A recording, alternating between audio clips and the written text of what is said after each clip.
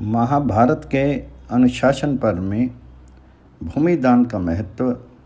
युधिष्ठिर ने पूछा, पिता में ये देना चाहिए, वह देना चाहिए कहकर श्रुति बड़े आदर के साथ दान का विधान करती है तथा शास्त्रों में राजाओं के लिए अनेकों प्रकार के दान की आज्ञा है, किंतु उन सब दानों में कौन सा दान सबसे उत्तम है? तो भीष्म जी ने कहा, बेटा, सब दानों में पृथ्वी दान सबसे बढ़कर माना गया है। पृथ्वी अचल और अक्षय है, वह मनुष्यों की समस्त उत्तम कामनाओं को पूर्ण करने वाली है। वस्त्र, रत्न, पशु और धान, जौ आदि नाना प्रकार के अन्न पृथ्वी से ही उत्पन्न होते हैं। अतः पृथ्वी का दान करने वाला मनुष्य बहुत काल तक समृद्धिशाली रहकर सुख भोगता है। जब तक पृथ्वी कायम रहती है तब तक भूमि दान करने वाला मनुष्य उत्तरोत्तर उन्नति करता ही रहता है। इस जगत में भूमि दान से बढ़कर और कोई दान नहीं है। हमने सुना है, जिन लोगों ने थोड़ी सी भी पृथ्वी दान की है वे भूमि दान का पूर्ण फल पाकर उसका भोग करते हैं। जो इस अक्षय पृथ्वी का दान करता है वह दूसरे जन्म में मनुष्य होकर पृथ्वी का स्वामी होता है। धर्मशास्त्रों का सिद्धांत है कि जैसा दान किया जाता है वैसा भोग मिलता है। संग्राम में शीर का त्याग करें अथवा इस पृथ्वी को दान दें, ये दोनों ही कार्य क्षत्रियों को उत्तम लक्ष्य की प्राप्ति कराने वाले हैं। दान में दी हुई पृथ्वी दाता को पितृ कर देती है। कितना ही बड़ा पापी, ब्रह्म हत्यारा और असत्यवादी क्यों ना हो, दान में दी हुई पृथ्वी दाता के पाप को धो बहाकर उसे सर्वथा निष्पाप कर देती है। साधु पुरुष पापी राजाओं से भी पृथ्वी का दान ले लेते हैं, किंतु और किसी वस्तु का दान नहीं स्वीकार करते। अयोग्य पात्र को भूमि दान लेने का अधिकार नहीं है। जिस भूमि को दान में दे दिया जाए उससे स्वयं काम नहीं लेना चाहिए। जीविका ना होने के कारण मनुष्य क्लेश में पड़कर जो कुछ पाप कर डालता है वह सारा पाप गोचर्म के बराबर ही भूमि दान करने से धुल जाता है। जो राजा कठोर कर्म करने वाले और पाप परायण हैं, उन्हें पाप मुक्त होने के लिए इस परम पावन पृथ्वी दान का उपदेश करना चाहिए। प्राचीन काल के लोग ऐसा मानते थे कि जो अश्वमेध यज्ञ करता है अथवा जो साधु पुरुष की पृथ्वी दान करता है, इन दोनों में बहुत कम अंतर है। जो पृथ्वी का दान करता है उसे तप, यज्ञ, विद्या, सुशीलता, लोभ का अभाव, सत्यवादिता, गुरु शुश्रूषा और देव आराधन का भी फल मिल जाता है। जो अपने स्वामी का भला करने के लिए रणभूमि में मारे जाकर शीर त्याग देते हैं और जो सिद्ध होकर ब्रह्मलोक में पहुंच जाते हैं, वे भी भूमि दान करने वाले पुरुष से आगे नहीं बढ़ते। जैसे माता अपने बच्चे को सदा दूध पिलाकर पालती है, उसी प्रकार पृथ्वी सब प्रकार के रस देकर भूमि दाता के ऊपर अनुग्रह करती है।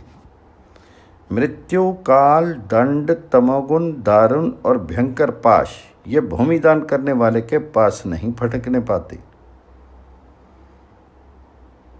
पृथ्वी का दान करने वाला शांतचित्त मनुष्य देवता और पितरों को भी तृप्त कर देता है। दुर्बल, जीविका के बिना दुखी और भूख के कष्ट से मरते हुए ब्राह्मण को उपजाऊ भूमि दान करने वाला मनुष्य यज्ञ का फल पाता है। जैसे बछड़े के प्रति वात्सल्य भाव से भरी हुई गौ अपने थनों से दूध बहाती हुई उसे पिलाने के लिए दौड़ती है, उसी प्रकार ये पृथ्वी भूमि दान करने वाले को सुख पहुँचाती है। जो मनुष्य ज्योति, बोई और उपजी हुई खेती से भरी भूमि दान करता है अथवा विशाल भवन बनवा कर देता है, उसकी समस्त कामनाएं पूर्ण होती हैं।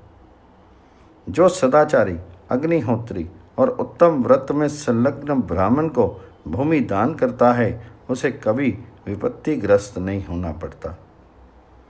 जैसे चंद्रमा की कला प्रतिदिन बढ़ती है, उसी प्रकार दान की हुई पृथ्वी में जितनी बार फसल पैदा होती है उतना ही उसके दान का फल बढ़ता जाता है।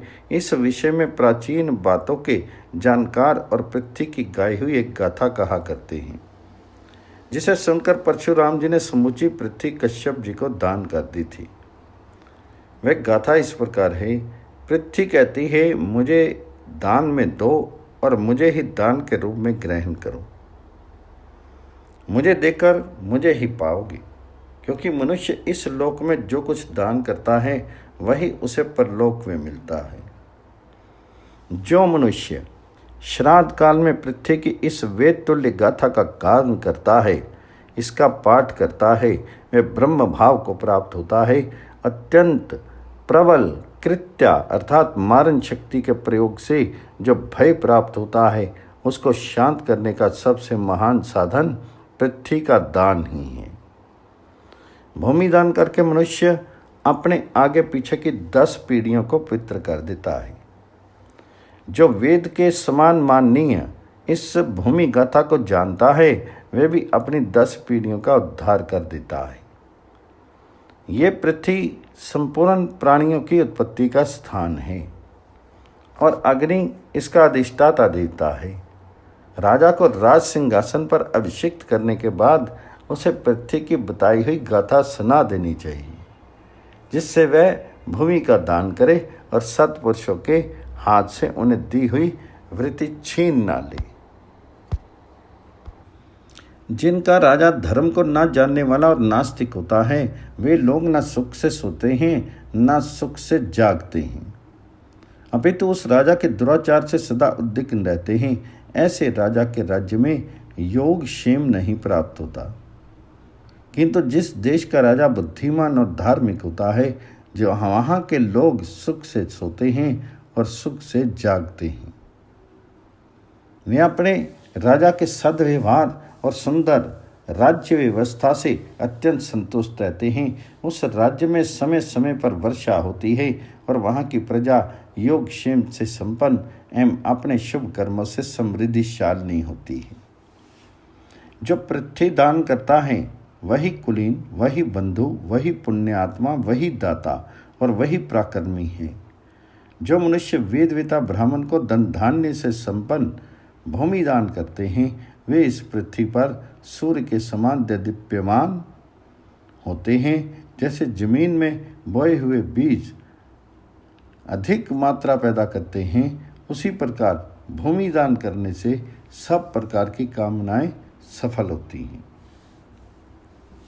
आदित्य, वरुण, विष्णु, ब्रह्मा, चंद्रमा, अग्नि और भगवान शंकर जी, ये सभी भूमि दान करने वाले का आदर करते हैं।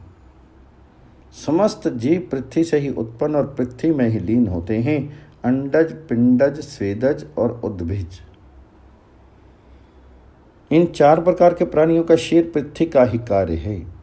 पृथ्वी ही इस जगत की माता और पिता है। इसके समान दूसरा कोई भूत नहीं है। युधिष्ठिर, इस विषय में जानकर लोग बृहस्पति और इंद्र के संवाद रूप प्राचीन इतिहास का उदाहरण दिया करते हैं। प्राचीन काल में जब इंद्र ने बहुत सी दक्षिणा देकर बड़े बड़े 100 यज्ञों का अनुष्ठान पूर्ण कर लिया, तो विद्वानों में श्रेष्ठ बृहस्पति से पूछा, भगवान, किस वस्तु का दान करने से स्वर्ग का सुख प्राप्त होता है,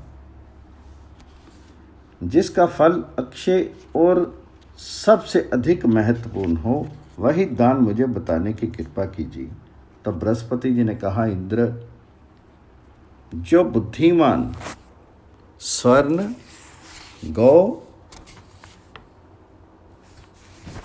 और पृथ्वी का दान करता है, वह सब पापों से मुक्त हो जाता है।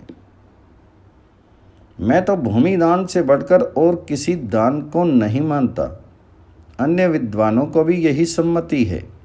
जो अपने स्वामी का भला करने के लिए युद्ध में मारे जाकर शीत त्याग देते हैं और जो योग युक्त होकर ब्रह्मलोक में जाते हैं, वे भी भूमि दान करने वाले से आगे नहीं बढ़ते। भूमि दान करने वाला मनुष्य अपनी 5 पीढ़ी तक के पूर्वजों का और 6 पीढ़ी तक पृथ्वी पर आने वाली संतानों का, इस तरह कुल 11 पीढ़ियों का उद्धार करता है। जो रत्नों की दक्षिणा से युक्त पृथ्वी का दान करता है, वह सब पापों से मुक्त होकर परलोक में स्वर्ग में प्रतिष्ठित होता है। भूमि दान करने वाले को परलोक में मधु, घी, दूध और दही की धारा बहाने वाली नदियां तृप्त करती हैं। राजा भूमि दान करने से सब पापों से छुटकारा पा जाता है। भूमि दान से बढ़कर और कोई दान नहीं है। जो समुद्र पर्यंत पृथ्वी को शस्त्रों से जीतकर ब्राह्मण को दान दे देता है, उसकी कीर्ति संसार के लोग तब तक गाया करते हैं जब तक ये पृथ्वी कायम रहती है। जो परम पवित्र और समृद्धि रूपी रस से भरी हुई पृथ्वी का दान करता है, उसको उस दान के प्रभाव से अक्षय लोकों की प्राप्ति होती है। जो राजा ऐश्वर्य और सुख चाहता हो, उसे सदा सुपात्र ब्राह्मण को भूमि दान करनी चाहिए। मनुष्य पृथ्वी दान के साथ ही समुद्र, नदी, पर्वत, वन, तालाब, कुआं, झरना, सरोवर, घृत आदि सब प्रकार के रसों के दान का भी फल प्राप्त करता है। बहुत सी दक्षिणा देकर अग्निष्टोम आदि यज्ञ करने पर भी उस फल की प्राप्ति नहीं होती जो भूमि दान करने पर मिलता है। भूमि का दान करने वाला अपनी 10 पीढ़ियों का उद्धार करता है और दान छीन लेने वाला मनुष्य अपनी 10 पीढ़ियों को नरक में डालने वाला है।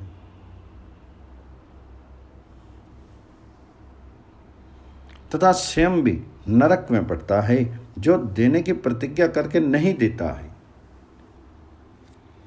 तथा जो देकर फिर ले लेता है, वह मृत्यु की आज्ञा से वरुण पाश में बंधकर तरह तरह के कष्ट पाता है। जिसकी जीविका का कोई साधन नहीं है, ऐसे ब्राह्मण की दूसरों से मिली हुई वृत्ति कभी नहीं छीननी चाहिए। दरिद्र ब्राह्मण अपना खेत छीन जाने पर दुखी होकर जो आंसू बहाते हैं, वह छीनने वाले की 3 पीढ़ियों का नाश कर देते हैं।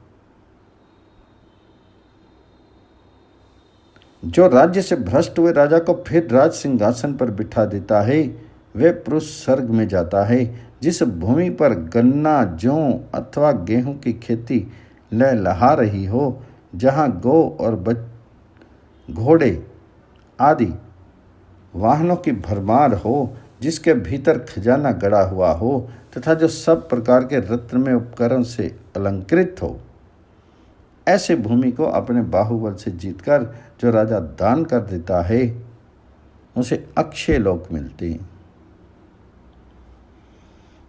उसका वह दान भूमि यज्ञ कहलाता है। जो पुरुष पृथ्वी का दान करता है, वह अपने सब पापों का नाश करके विशुद्ध सत्पुरुषों के आदर का पात्र हो जाता है।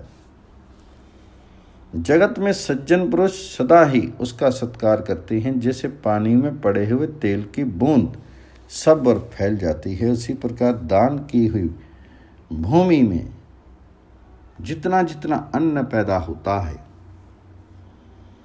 उतना ही उतना उसके दान का महत्व बढ़ता जाता है। पृथ्वी दान करने वाले मनुष्य को अमृत उत्पन्न करने वाली भूमि प्राप्त होती है। तुम्हें दान के समान दान, माता के समान गुरु, सत्य के समान धर्म और दान के समान कोई खजाना नहीं है।